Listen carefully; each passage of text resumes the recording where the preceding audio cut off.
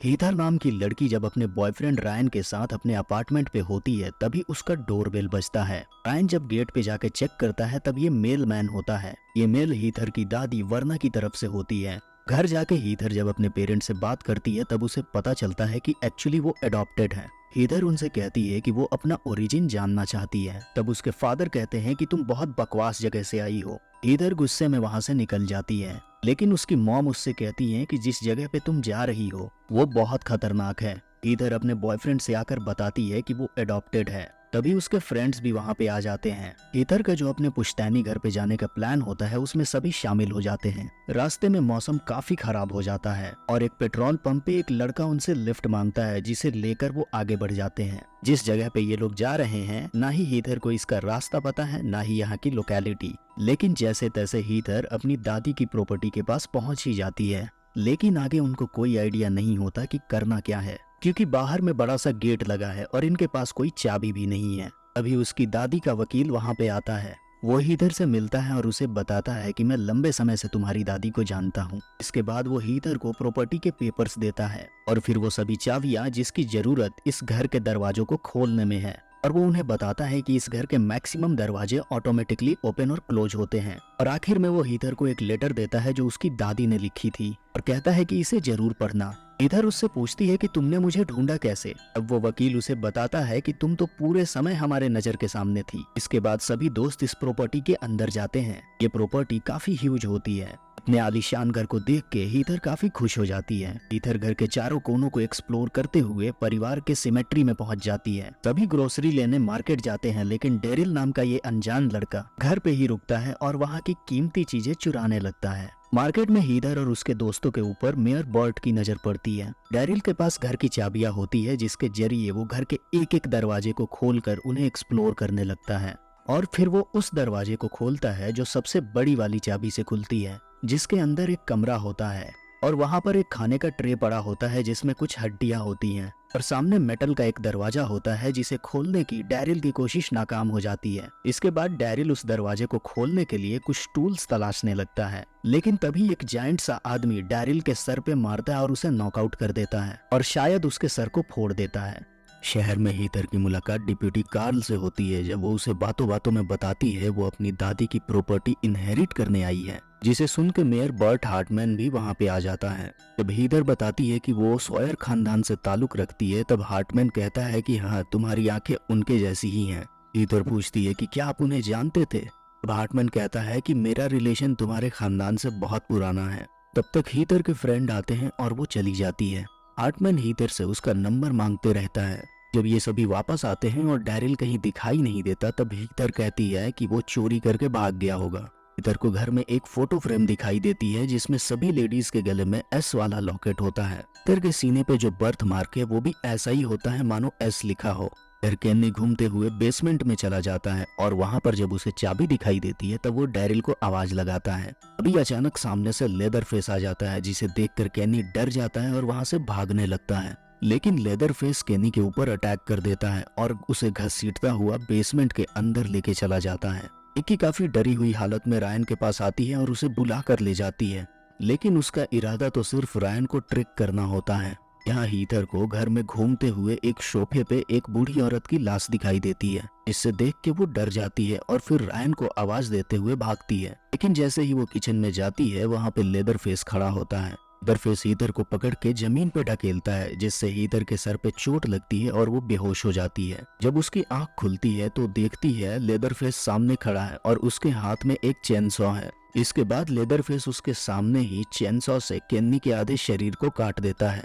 इसी बीच हीथर कैसे भी अपनी जान बचाकर गिरते पड़ते बाहर की ओर भागती है, लेकिन यहाँ भी लेदर फेस उसका पीछा करते हुए आता है। हीथर वहाँ पे मौजूद सिमेट्री में चली जाती है और वहाँ पे एक बॉक्स के अंदर छुप जाती है, लेकिन लेदर फेस उस बॉक्स को भी काटने लग जाता है।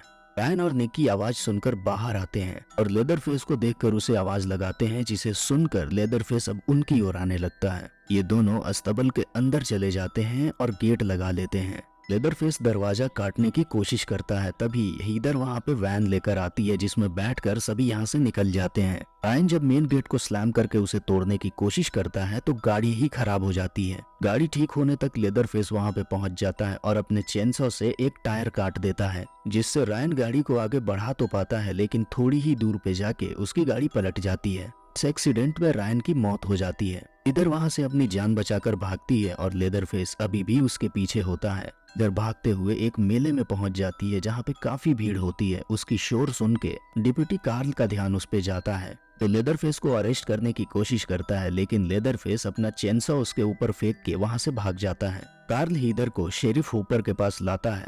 इधर शेरिफ हुपर को लेदरफेस के हुलिये के बारे में बताती है, कैसे उसने एक चेनसॉ से उसके दोस्तों को मारा। एरिक बॉटमैन भी वहाँ पे आ जाता है जो कहता है कि ये किलर जरूर ही सॉयर खानदान का है और मैं इसे खत्म करके रहूंगा। इधर वहीं पे मौजूद एक बॉक्स में इस केस से रिलेटेड पुराने एविडेंस को पढ़ने लगती है। कई साल पहले जब इस किलर ने बाहर से आए 2 लोगों को मार दिया था, अब उनके साथ की सर्वाइविंग लड़की ने जाकर पुलिस में कंप्लेन की थी। पुलिस सॉयर फैमिली के घर के बाहर पहुंचती है और ये किलर, जिसका नाम होता है जेड सॉयर, उसे गिरफ्तार करने की मांग करती है। लेकिन तभी बर्ट हार्टमैन वहां पे भीड़ लेकर पहुंचता है और वे सॉयर फैमिली को डिसाइड करने का मौका दिए बिना ही उन पे अटैक कर देते हैं और उनके घर में आग लगा देते हैं, जिससे सभी जल के मारे जाते हैं। लेकिन एक पुलिस वाले को इस फैमिली की एक सर्वाइविंग औरत और उसका नवजात बच्चा मिलते हैं। पुलिस वाला उस बच्चे को अपने पास ले लेता है। ये औरत जो काफी इंजर्ड होती है, उसकी मौत हो जाती है। दरअसल ये बच्ची खुद हीदर होती है। हीदर पहली बार अपनी माँ की फोटो देखती है जो जलकर मर गई होती है।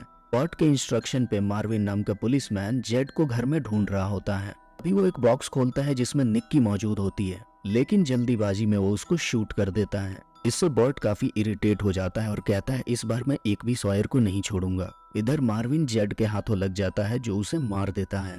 जब बर्ट हीथर से मिलने जाता है तब वो देखता है कि इसने सारे एविडेंस पढ़ लिए हैं और यहाँ से भाग गई है। हीथर अपने लॉयर को फोन करती है और उसे मिलने के लिए बुलाती है। हम देखते हैं कि जेड ने सभी पुलिस वालों की लिस्ट बना रखी होती है और वो उन सभी को मार रहा होता है और जिसे भी वो मारता है उसकी स्किन उतार के अपने चेहरे के ऊपर पहन लेता है। लॉयर हीथर से बताता है कि मैं तुम्हारी पूरी फैमिली हिस्ट्री जानता हूँ और पूछता है कि क्या तुमने वो चिट्ठी पढ़ी थी, लेकिन हीथर ने तो वो लेटर पढ़ी ही नहीं होती है। वो उसे बताता है कि ये जो किलर है वो तुम्हारा कजिन जेड सॉयर है। उसका शरीर 6.5 फीट का है लेकिन दिमाग से अभी भी वो 8 साल का है। तुम्हारी फैमिली के साथ जो कुछ भी हुआ जेड उसका बदला ले रहा है। अभी बर्ट हीथर को खोजते हुए वहाँ पे पहुँच जाता है। बर्ट को देखकर हीथर बाहर भागती है लेकिन वो एक कार से टकराकर नीचे गिर जाती है। ये बर्ट का दोस्त होता है जिसके चेहरे पे चाकू मारने के बाद हीथर फिर वहाँ से भागती है। रास्ते में उसे कार्ल दिखाई देता है और वो उसे सब कुछ बताती है, लेकिन कार्ल वापस हीथर को बर्ट के पास ले जाने लगता है।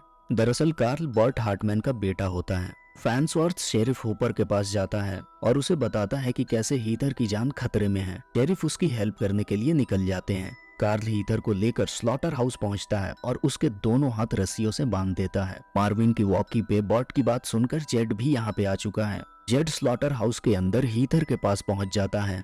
बाहर में बर्ट अपने फ्रेंड के पास पहुंचा होता है और वो कार्ल को यहाँ से जाने के लिए कहता है। जेड हीथर को लगभग मार देता है, तभी उसके सीने पे बर्थ मार्क देखता है। उस बर्थ मार्क को पहचानने के बाद वो रुक जाता है। हीथर उसे बताती है कि वो उसकी कजिन है। ये सुनने के बाद जेड हीथर के दोनों हाथों की रस्सियां काटकर उसे आजाद करता है, लेकिन तभी बर्ट और उसके दोस्त वहाँ पे आकर जेड के ऊपर अटैक कर देते हैं। यहाँ से मौका देखकर हीथर बाहर भाग जाती है, लेकिन फिर उसे रियलाइज होता है उसे अपने कजिन की जान बचानी चाहिए। बर्ट मीट ग्राइंडर को ऑन करवाता है और जेड के गले में एक चेन बांध देता है, जिसके जरिए वो धीरे धीरे मीट ग्राइंडर की ओर जाने लगता है। तभी हीथर वहाँ पे आती है और बर्ट के फ्रेंड को स्टैब कर देती है और वहीं पे जेड की चेनसॉ पड़ी होती है, जिसे उठाकर वो जेड की ओर उछाल देती है। जेड और बर्ट के बीच में लड़ाई होती है जिसमें जेड बर्ट के दोनों पैर काट देता है। तब तक शेरिफ होपर भी वहाँ पे पहुंच जाते हैं, लेकिन हीथर उनसे रिक्वेस्ट करती है कि वे गोली ना चलाएं और शेरिफ होपर ऐसा ही करते हैं। बर्ट को उसके किए की सजा मिलती है और वो मीट ग्राइंडर में मारा जाता है।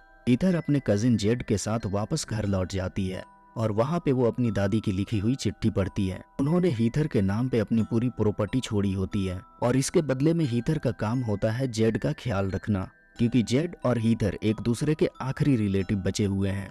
इसके बाद हीथर अपने कजिन जेड के साथ उसी घर में रहने लगती है। यहाँ पे वो एक दूसरे का केयर और प्रोटेक्ट करते हैं।